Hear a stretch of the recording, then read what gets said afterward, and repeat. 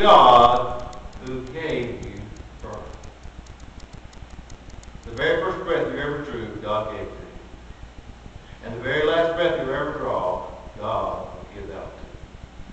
So we forget that. We think we're self-made. I tell you right now, I'm Pete Williams. I can walk and talk and two children at the same time, and I can do what I want to do.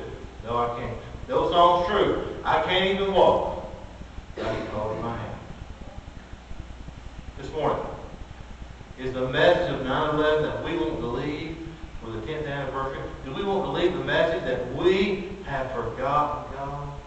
I don't think so. There are three things I want to share with you about this matter of forgetting God. On a day like this, on an occasion like this, how can we dare forget God? It seems like we've just gone right back to the way things are. Three things. Number one, I'll look at the expense of forgetting God. If you want to turn to Hosea, please. Hosea chapter 3, please. Excuse me, Hosea chapter 4. Hosea, there in the Old Testament. The expense, what does it cost when we forget God? What's the cost of it? What's the risk of forgetting God? Well, Hosea, we'll two verses here this morning quickly. It's very expensive. It's costly when we determine to forget who God is. Hosea chapter 4, verse 6 says this, My people are destroyed for lack of what? Knowledge. Because you have rejected knowledge, I reject you from being a priest to me, and since you have forgotten the law of your God, I will also forget what? Your children. Your children. You know, one of the reasons, one of the costs of forgetting God's law, forgetting God and the things of God, it costs us in our homes. You know what's wrong with the church today? I tell you, I'm very smart, profound, deep preacher that's going to watch me. What's wrong with the church today? It's not this pulpit.